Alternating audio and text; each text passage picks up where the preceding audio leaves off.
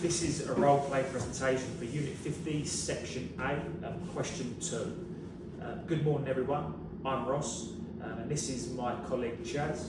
Today we'll be talking to you about a common workplace health and safety issue and how we would deal with it using proper WHS practices. The issue we've chosen to focus on is manual handling injuries in a warehouse environment. This is a common problem in many workplaces where physical tasks are part of the job.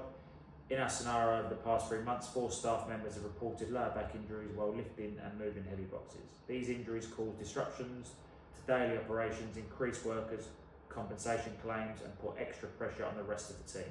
We believe this situation could have been avoided with better planning and a more proactive WHS approach. Cheers. That's right. One of the first things we would do in this case is to investigate the root causes. We'd start by looking at incident reports, speaking directly with the affected workers and carrying out a risk assessment of manual handling tasks they were doing. Some of the questions we would ask would include, were lifting aids available and in good condition?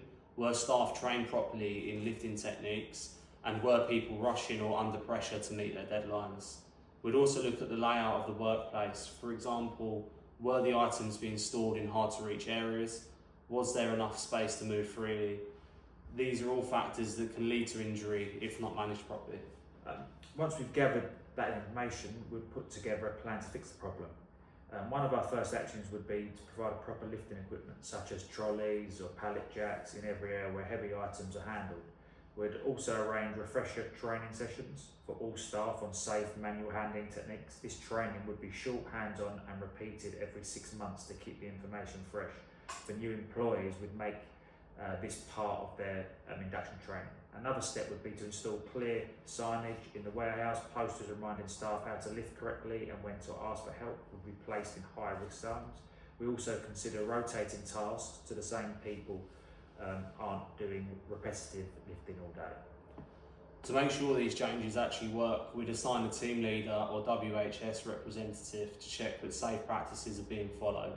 This person would also be in charge of reporting any broken equipment or unsafe behaviour.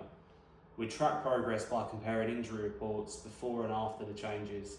Our goal would be to see a clear drop in injuries over the next 3 to 6 months. We'd also ask our staff for feedback to see if they feel safer and more confident at work.